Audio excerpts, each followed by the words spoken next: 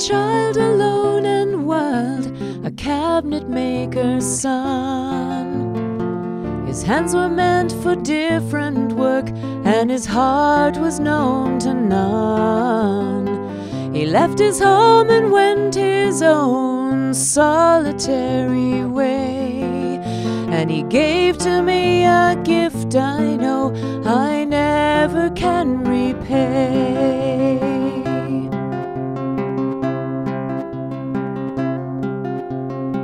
A quiet man of music, denied a simpler fate. He tried to be a soldier once, but his music wouldn't wait. He earned his love through discipline, a thundering velvet hand.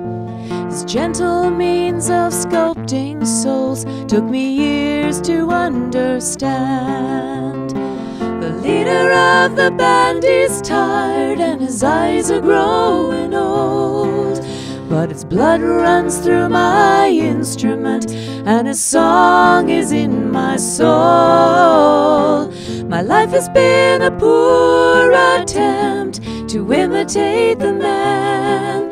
I am a living legacy to the leader of the band.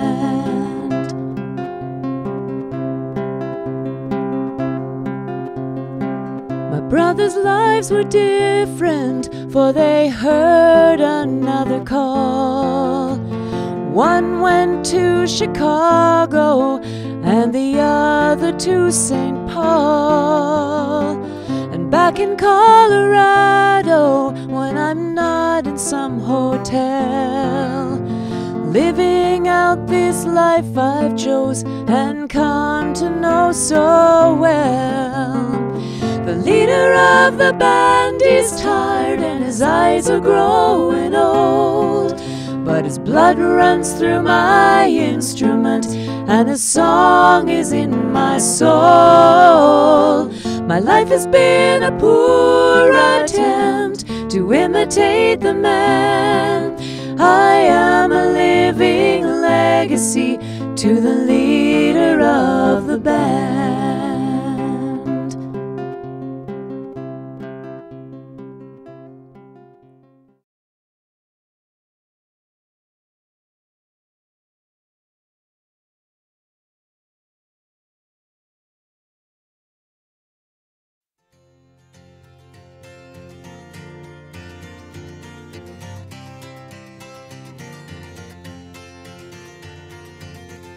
In the early morning rain, with $1 in my hand, with an aching in my heart, in my pockets full of sand. I'm a long way from home, Lord, I miss my loved ones so. In the early morning rain,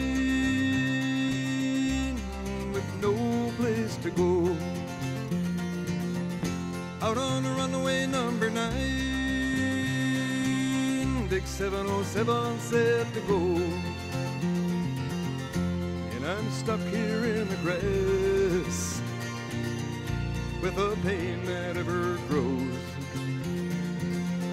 Now the liquor tasted good and the women all were fast. And there she goes, my friend, she'll be rolling down at last.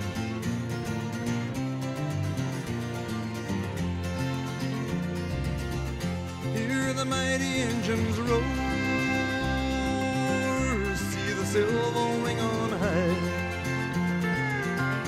She's away and westward bound, far above the clouds she'll fly, where the morning rain don't fall and the sun always shines. She'll be flying over my home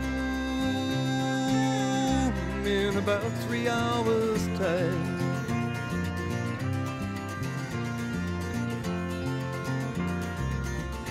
This old airport's got me down. It's no earthly good to me, and I'm stuck here on the ground, as cold and drunk as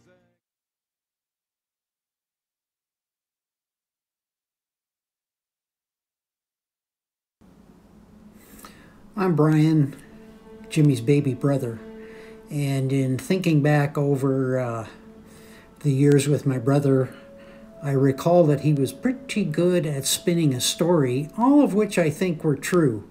And so I thought I'd relate a few of them to you right now. He used to refer to Son as his honey pile, as a term of endearment, and that worked for a while, I guess, until she discovered that the septic tank pump-out truck was in fact codenamed the Honey Wagon, and that probably put an end to that story right away. The other thing I recall in his relationship was probably early in his relationship. He used to take trips to Algonquin Park and relate stories to Son when he got back. And in this case, he was relating how there was an island in the middle of a large lake in Algonquin Park. It was basically a mountain sticking up out of the water. So it was had severe slopes all the way around, right down to the water. And there was a species of animal there that had evolved, kind of like on the Galapagos, had evolved in isolation. So to accommodate the constant slope, these animals had evolved short legs on one side and long legs on the other, so that they could stand up straight. And also they laid eggs which were cubical, so that they wouldn't roll down the mountain. Now, I really don't have any remembrance of how long Son believed that, probably just for a few seconds, but it's an entertaining story. The other thing about Jim is he was a public service guy. He made many contributions to his community, and in particular spent many years working for the community of Jaffrey Malik Fire Department, eventually becoming chief there. And he related some fascinating stories of firefighting, one of which was they used to use the septic pump-out wagon as their tanker when they went to a fire. And this was kind of a symbiotic relationship with the man who owned the pumper. He could keep it in the firehouse and allow them to use it for free rent kind of thing. And of course the deal was that he had to have it all cleaned out and full of water when it was in the firehouse. And that worked pretty well, except on occasion when they were fighting a fire and they'd be spraying water on it, and all of a sudden one of the hoses would stop flowing, and they'd look around and there would be toilet paper hanging out of the nozzle hanging out of the nozzle. So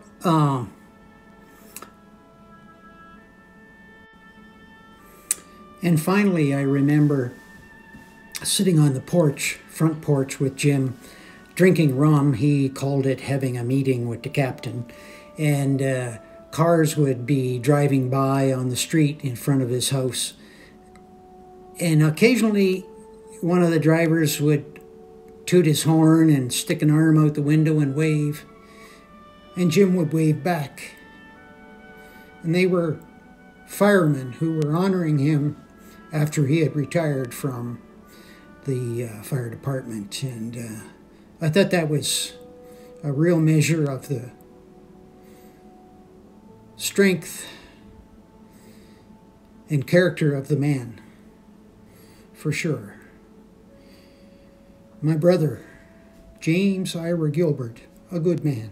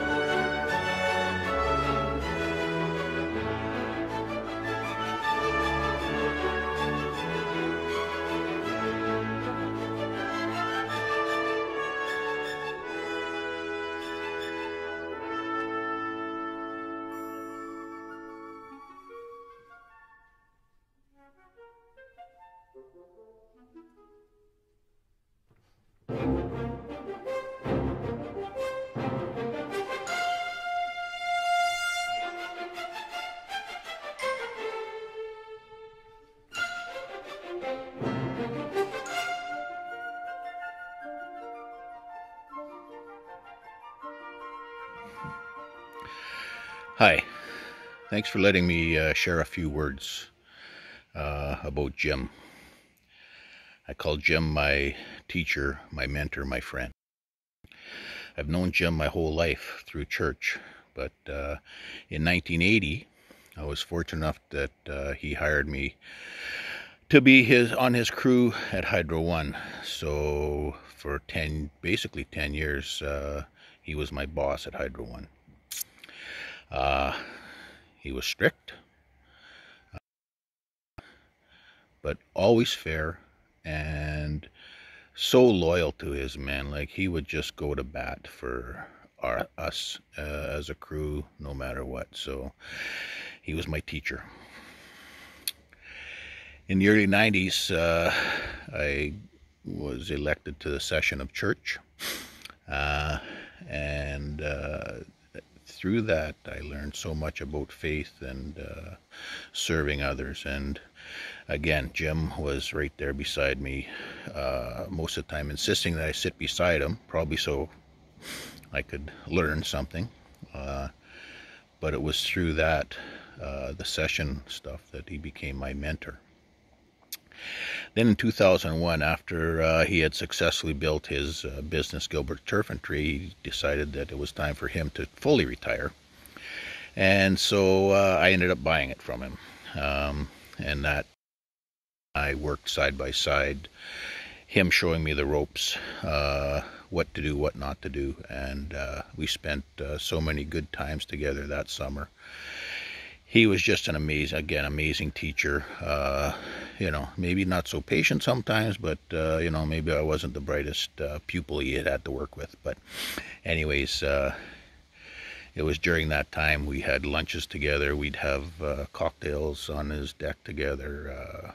We became very close, and that's where I consider our friendship really grew.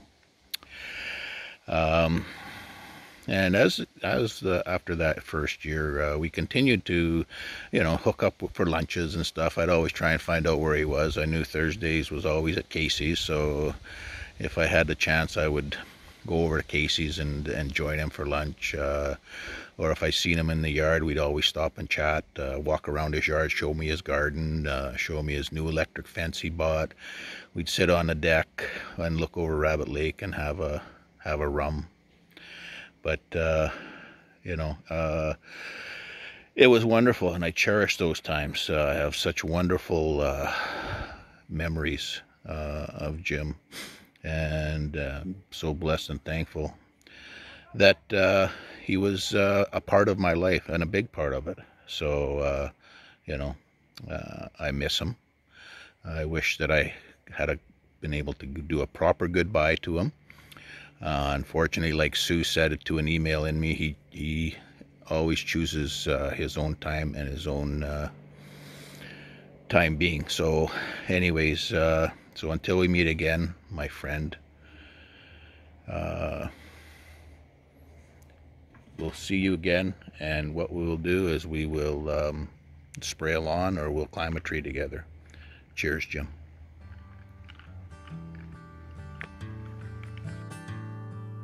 There's a young cowboy, he lives on the range. His horse and his cattle are his only companions. He works in the saddle and he sleeps in the canyons, waiting for summer, his pastures to change. And as the moon rises, he sits by his fire, thinking about women and glasses of beer, and closing his eyes as the dogies retire. He sings out a song which is soft but it's clear, as if maybe someone could hear. Good night, rockabye, sweet baby Jane. Deep greens and blues are the colors I choose.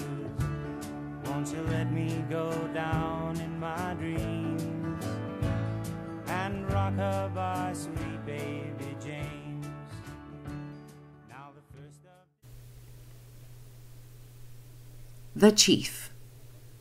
To begin this tribute to The Chief, I would first like to relate my earliest experience with the department. I had just joined the JM Fire Department, and my first fire call came that night. Unfortunately, it was the night, May 4th, 1972, that our hall completely burned, and with it, all of the vehicles, turnout gear, and equipment. All we could do was watch as the flames leapt into the air, lighting up the whole area. The Jaffrey Mellick Fire Department grew from these ashes, encountering many adversities and growing pains. We began with inadequate vehicles, equipment, and firefighting gear. A 1949 pumper was purchased from Eastern Ontario. Before it arrived at our hall, the engine blew up. They replaced it with a racing engine, which worked well until it stalled and had to cool down before it would start again. Reeve Joe Garrow, who opposed the department, purchased a cheap tanker from the Winnipeg airport. The problem was that although it held a lot of water, you could walk up Barsky's Hill faster than you could drive the truck. In 1979, Jim Gilbert was appointed chief, and he appointed me as deputy chief. We complemented each other and had a very positive relationship. It was the beginning of a new era. The chief, as he was now called, had a vision to create a first-class department. He knew it would take time, but his persistence eventually paid off. He had many qualities of a strong leader, and he gained the respect of all the firemen in a short period of time. He was respected for his courage, innovations, passion, collaboration, resilience, and problem-solving, to name a few traits. The first thing he did was to build a positive and collaborative relationship with Reeve Alcock and the council. This was so vital for the success of the department. The chief brought about numerous changes. He had pagers purchased for every fireman so that every member would be called at the same time. This replaced the antiquated system where the call came to 7 homes of firemen who in turn would call members on their list. This was very time-consuming. New fire apparatus were purchased and replaced over a period of years, along with breathing apparatus and turnout gear for each member. The chief was very conscious of the dangers of the profession, and he wanted to make sure everyone would return to their families safely. He made sure that if they had to enter a burning building, they were fully protected with the proper clothing and breathing apparatus. He collaborated with the officers and developed a training booklet outlining the skills and procedures to be followed by all members of the department. Members were sent away to training sessions put on by the fire marshal's office or other departments and would return to incorporate the lessons learned into our fire practices, which were held 2 Tuesdays a month. The practices would either be held outside on the apparatus, weather permitting, or indoors in a lecture format. He had a new hall built for the East Highway Department. He had shirts purchased for the officers and jumpsuits for all the members, which created a feeling of brotherhood. These are some but not all of the important changes he brought to our department. By the time the chief had retired, the office of the fire marshal had given the Jaffrey Mellick Fire Department the highest rating possible and stated that we were an example for other departments to follow. I was proud to serve under him, and he will always be remembered for his leadership and his contributions to the fire service. Bob Hensrud.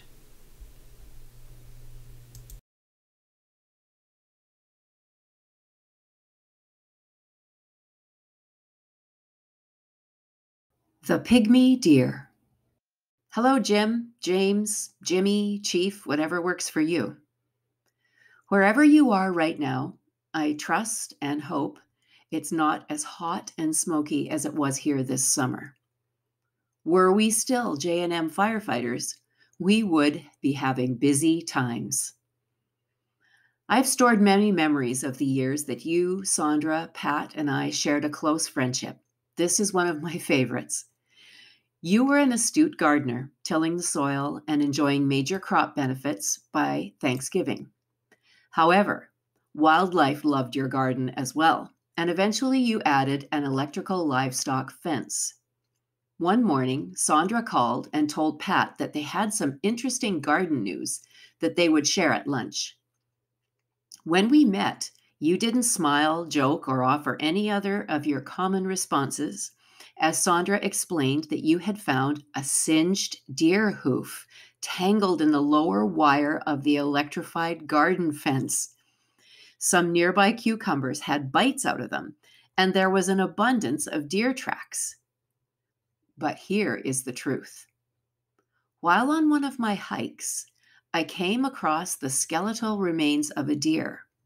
A plan popped into my head, and I pocketed 2 hooves.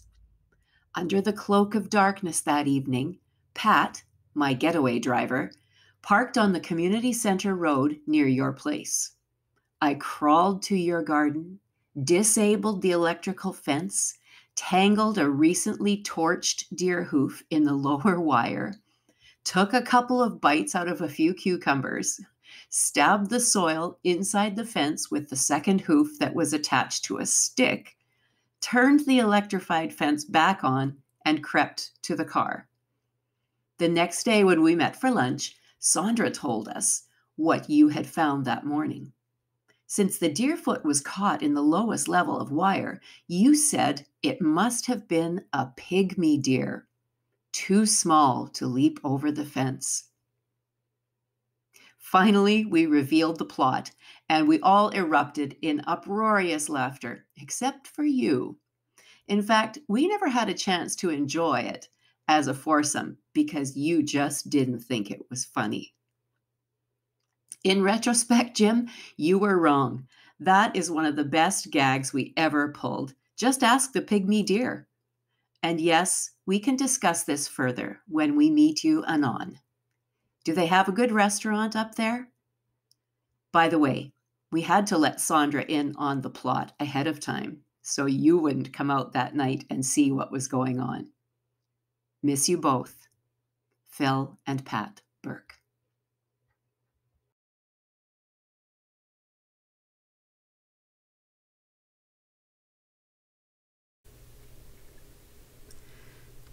About my old friend.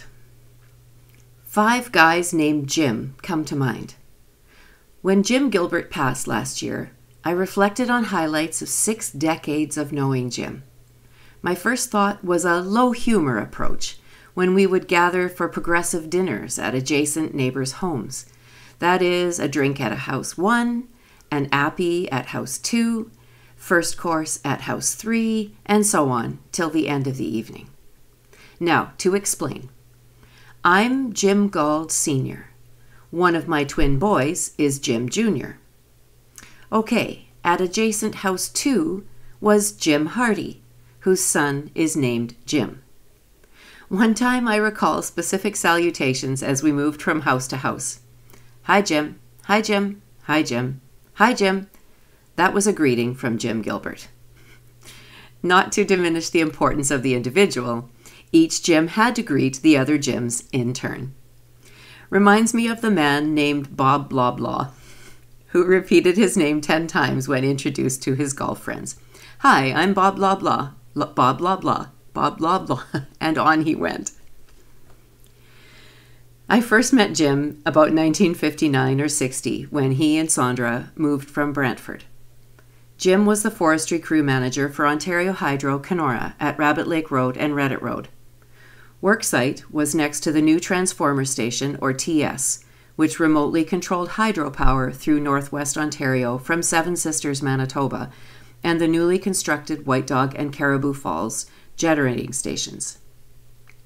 It then connected with Ear Falls GS. Part of Jim's job was directing crews to keep brush and trees away from overhead power lines, summer and winter, storm blowdowns, or anything else. The area included at least a 70-mile radius, taking in lake lines overhead or submerged. Being Jim's next-door kid, he watched my enjoyment of grass cutting and property care. I soon applied and got the job of summer grass cutting at the Hydro Transformer Station and Work Center. That bloomed into working another 6 years on the crew with Doug Sharp, Donnie Lafreniere, Julian Muskowski, Kenny Race, and Jake Hurlovich. That was a fond snapshot of the 60s for me as I finished my high school years. I, to this day, have an old solo-powered chemical sprayer used on hydro right-of-ways to control vegetation. I think of Jim and his crew whenever I see this equipment. There were other fond remembrances of Jim in the early 60s. I remember a hold your breath challenge at the front dock on Rabbit Lake. I swam underwater to the first 3 big rocks and came up gasping. Jim did it about 3 times that and was hell and gone halfway across the lake before he surfaced. I appreciated Jim's music and singing finesse. As a senior kid in the newly built Valley View School, I watched Jim perform Deo, the Banana Boat song, on stage. Jim's physical coloring and short-cropped black hair made him look like Harry Belafonte's doppelganger. Back then, I remember sitting in Jim and Son's living room listening to Holst's The Planets, Appalachian Spring by Aaron Copland, and a lot of Arthur Fiedler and the Boston Pops. All of this painstakingly recorded from vinyl to a Roberts stereo reel-to-reel tape recorder. Jump to the future, and circa 1979-80, I talked about those early days and tapped Jim for another one of his amazing skills, woodworking. As I managed CJRL Radio then, I commissioned Jim to build the operating console holders and tape and turntable ensembles for 2 broadcast studios. His creations lasted 3 decades and were comparable to any other major broadcast facility. While turning to other responsibilities, Jim was the longtime fire chief for the municipality of Jaffrey Mellick. Many times during my broadcasting years, I interviewed Jim about fire safety, major fires, and ongoing training for the volunteer fire department he was instrumental in starting up. I recall a strange evening in 1980 while I was building my porch addition. Note how sound carries so well in the dark of night. Well, it was well past 11:30 as I was hammering and nailing, not realizing how much I was enjoying my creation. It so happened that summer that Jim's mom and dad had come for a visit from Brantford and were sleeping that very warm evening with the windows open. Did I catch hell? That brings to mind another summer night, 20-some years ago, 2 a.m., 5 inches of torrential rain in 3 or 4 hours, power failure. Sump pump quit. Water rising close to the basement floor. Jim to the rescue. I remembered his new Honda gas pump. He got out of bed, summoned his son-in-law Doug, and brought the pump over the creek, which was now a river. He saved the day, never hesitated to come to someone's rescue. As they say, that's all water under the bridge. Another funny thing, Jim's prize corn garden. The deer had just made their whereabouts known here and overstayed their welcome. A trip to Princess Auto in Winnipeg resulted in an electric fence to outsmart the deer.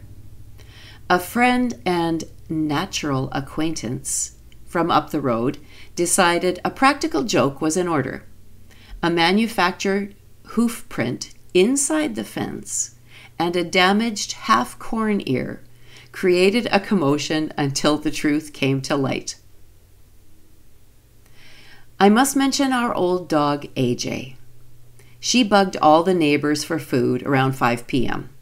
She begged and knocked on each neighbor's door, looking starved. Jim would either give her a cookie or a teaspoon of peanut butter. She thought she belonged to the neighborhood. There are many other stories untold, but I'll think of more as I nurse a rum and coke next door here and recall Jim's acerbic wit and joking Don Rickles delivery. Jim, you made an indelible mark on me. I'll always remember you. Power on, Jim. Peace be with you and Sandra. Your neighbors across the creek, Jim and Elaine Gauld.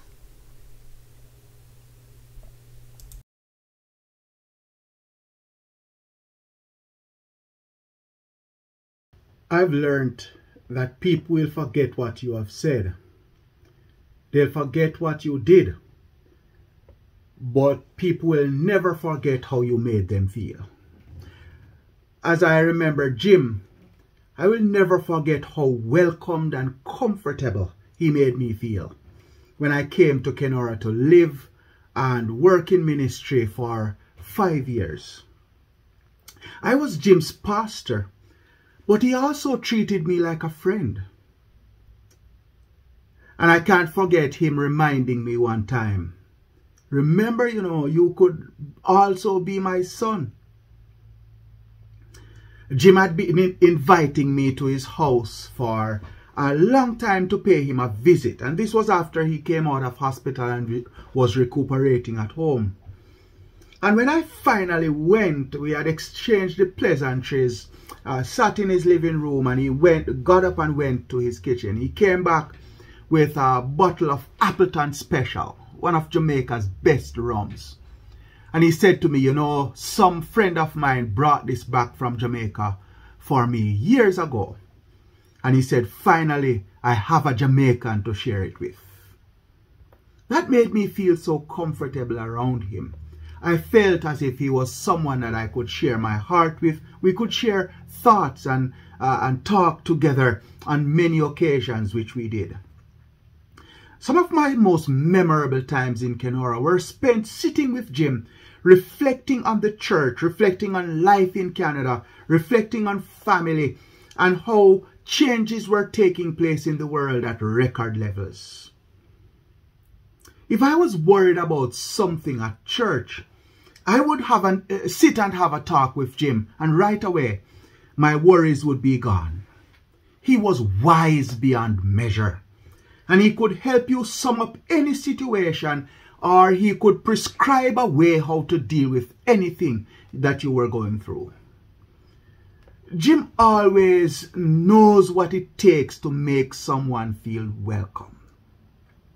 And he would not let anything stand in the way of doing whatever it took to make you feel that you had a place at the table, to make you feel that you had a voice, to make you feel that whatever you said mattered. Jim served with his heart and soul at First Presbyterian Church. And as he served, he did so with much commitment and profundity. And as such, I believe that his service is part of the reason that that congregation is still standing today.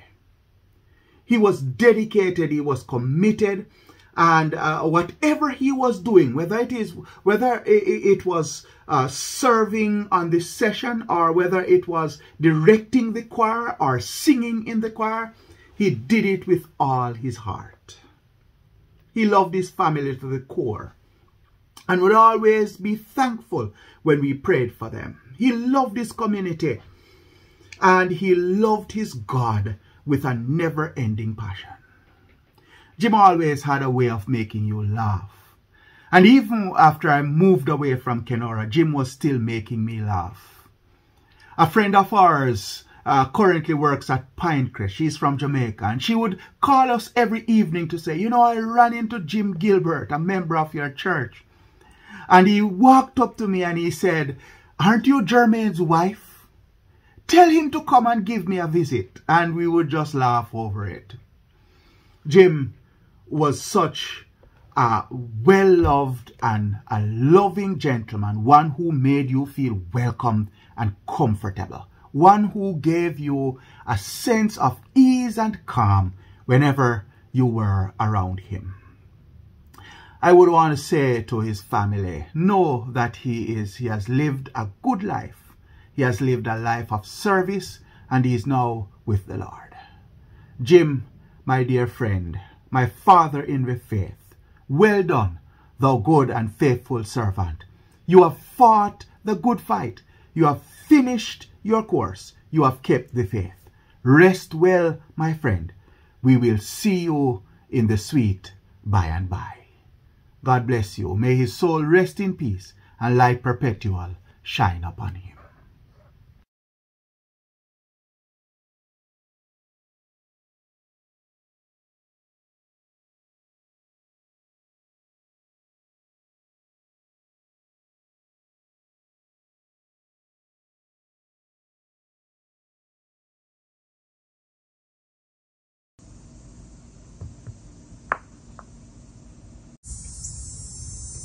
Hi everyone, Emily here. Grandpa was certainly a one-of-a-kind guy. He had a great sense of humor, which we learned to appreciate more as we got older.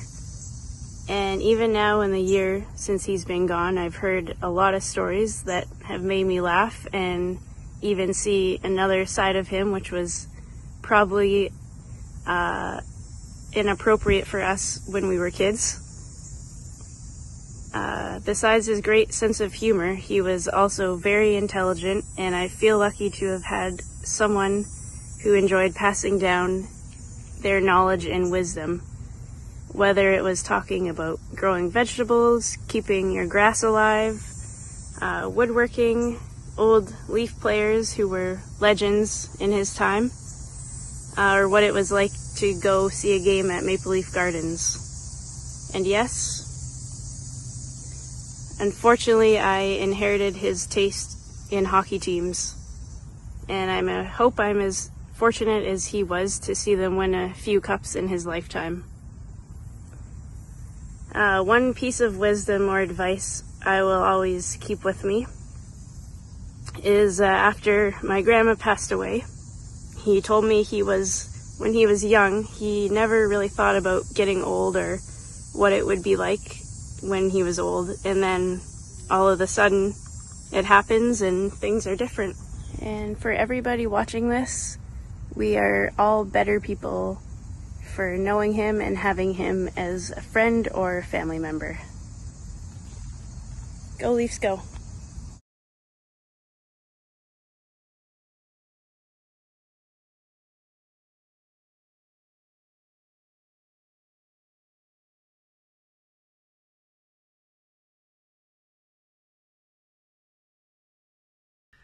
So I think it's safe to say, when you're looking at an age gap of roughly 50 years, there isn't going to be a ton of common ground on which to speak of in conversation.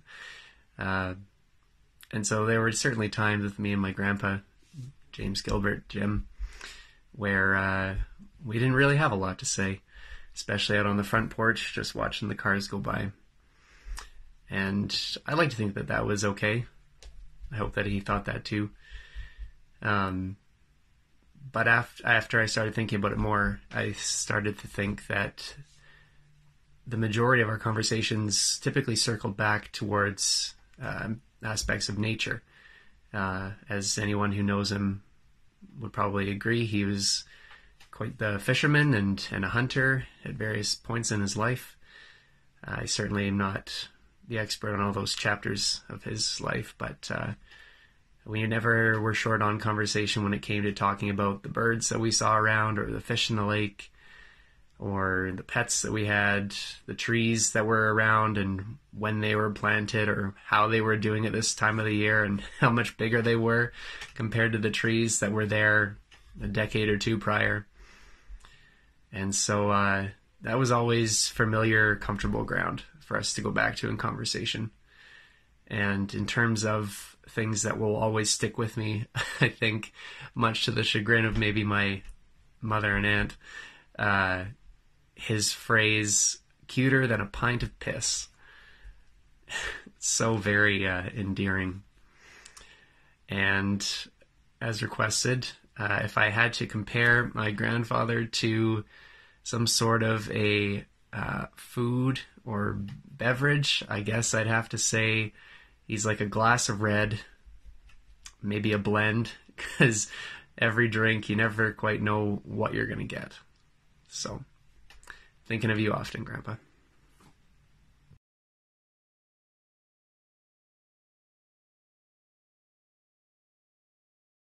So I was asked if my grandpa, or Gramps, as I like to call him, was a food, what would he be and why? And as I was giving this question some thought, I was having a hard time settling on one food. And foods like steak and hot dogs and the number 4 with no bones from Ho Ho all came to mind. And I think that I was struggling to settle on one because, to me, when I think about my Gramps, I think about a number of things. And there were times when he would sit with me and tell me about how to make wine, or talk me through some of the shows on the History Channel. And when I think about those times, I think about a steak. And there are other times that I look back on with my Gramps, and it's of him being so silly. And I think of hot dogs in those moments.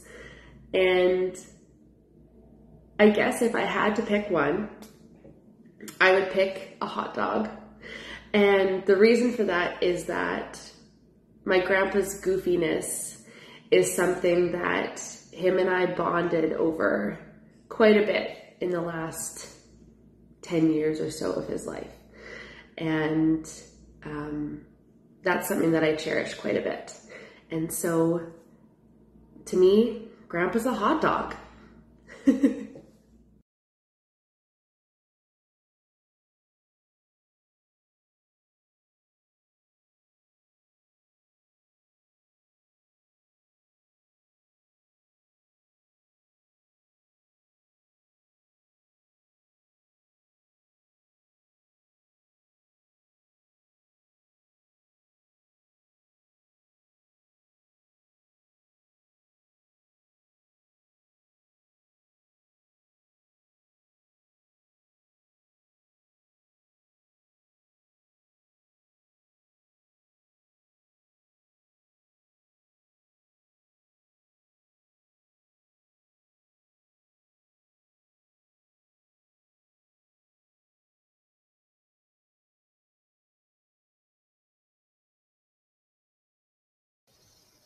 Hi, everybody.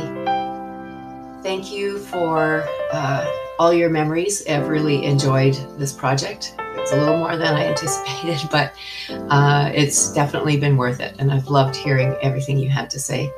So my memories of my dad go kind of in stages. When I was really little, of course, I don't have a lot of memories, but one that I do for sure. I think when I was little, it was that feeling of safety that he provided. The song that you hear playing by Nina Simone in this case, but it's an old folk song. Where do you come from? Where do you go? He used to sing it slowly, slowly to us, Leslie and me both, when we would say, Dad, take us out to the end of the dock when we were swimming. He would take us out to the end of the dock, and he'd hold us really tight, and he'd take us out to the end, and he'd sing that song, bouncing us along as we got deeper and deeper. And so at the same time, I was terrified of going so deep, but I felt totally okay with it, and he would sing that song. So I have that memory of safety that he provided. As I got older, he was more of a teacher. He taught me how to gut ducks, how to know trees, all about trees, how to identify trees. He helped me to build things. He helped me build a cutting board once that I gave as a gift to my mom. So he became that teacher once I was a little bit older. When I was a teenager, what can I say? I was a teenager. We just don't talk about it. But he was very quiet through that time. He let me do whatever I needed to do and was just supportive. But I do remember at that time being kind of amazed at what he could do. Everything from being a church elder to out on fire to being a boss man at Hydro. He even went back and he went back to night school and got grade 12, I guess. I didn't even realize that he hadn't graduated high school. So I thought, oh, cool, my dad's, working at his own self-worth and making a better person of himself. Conducting choirs, swinging from trees, he could. I was quietly very impressed as a teenager. As an adult, we became more friends. We could talk about things. We could share a drink together. We laughed at the same jokes. It was more appropriate for me to laugh at the jokes as we got both to be adults. So you could see that the shift happening, And then in his older age, then I was more like I could help him out. He was always the supporter for me, the safety giver, and in his older age, that's what I became to him, I guess, was providing that safety. So at least I felt that way. I know I also got on his nerves a lot, and he always let you know. He always knew where you stood with my dad. So yeah, he was a pretty cool guy. Somebody else said that, so I'm stealing your words. He was a pretty cool guy, and I'm grateful to have had him.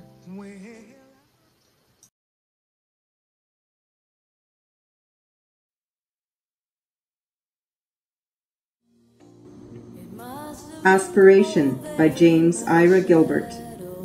When I grow old and lose my sight, and twilight turns to dreadful night, a ship stuck in a shallow sea, is this how they'll remember me? This is all I ask to be, a tiny fragment memory. A brief impression on some soul can give to me the sweetest goal. And in some far-off future land, if one will read and understand, I, once again, upon this earth, might live and breathe a slight rebirth. And everything I would like to be, I can